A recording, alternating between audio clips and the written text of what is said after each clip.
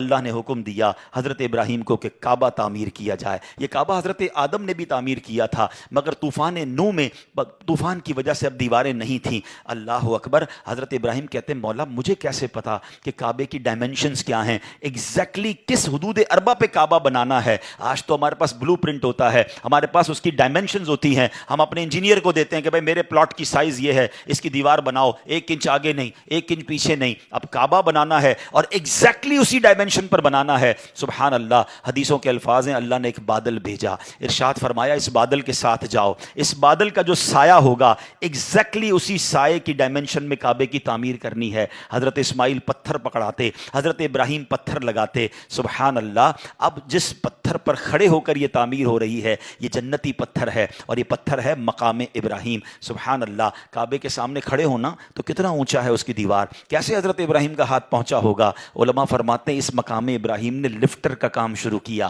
جیسے جیسے کعبے کی دیوار اونچی ہوتی جاتی مقام ابراہیم اونچا ہوتا جاتا، جب نیچے پتھر لگانا ہوتا یہ پتھر نیچے آ جاتا، اور کعبے کی پوری تعمیر ہو رہی ہے۔ بیٹا پتھر پکڑا رہا ہے، باپ پتھر لگا رہا ہے، اور یہ کعبے کی تعمیر مکمل ہوتی ہے۔ بہرحال اب کعبہ تعمیر ہو گیا، حضرت ابراہیم کو حکم ہوا کہ اے ابراہیم لوگوں کو بلاؤ۔ حضرت ابراہیم علیہ السلام نے کہا یا اللہ مکے میں تو پبلک تھی نہیں نا، میری آواز کیسے پہنچے گی؟ آپ جبل ابو قبیس پر، یہ جو بالکل صفا کے ساتھ پہاڑ ہے، آپ اس پر چڑھ گئے۔ اللہ نے فرمایا اے ابراہیم تمہارا کام آواز لگانا ہے، ہمارا کام آواز پہنچانا ہے۔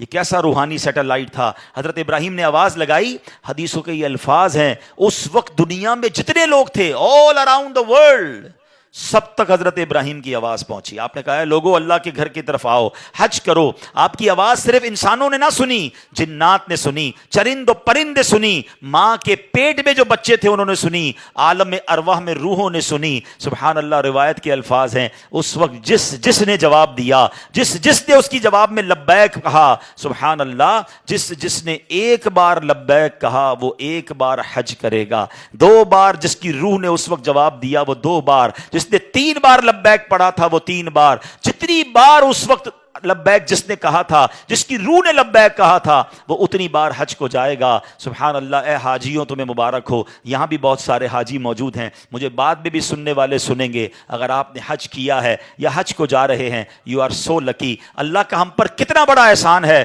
کہ ہزاروں سال پہلے اللہ نے ہماری روح کو یہ موقع دیا کہ حضرت ابراہیم کی پکار پر ہم نے لبیک کہا تھا۔ سبحان اللہ، جب بھی کہتے ہیں نا یہ بڑے کرم کے ہیں فیصلے، یہ بڑے نصیب کی بات ہے۔ اب کعبہ تعمیر ہو گیا، سبحان اللہ، تو یہ حضرت ابراہیم کے کارنامے ہیں، یہ آپ کی آل کی، سبحان اللہ کیا کمال کی سیرت ہے۔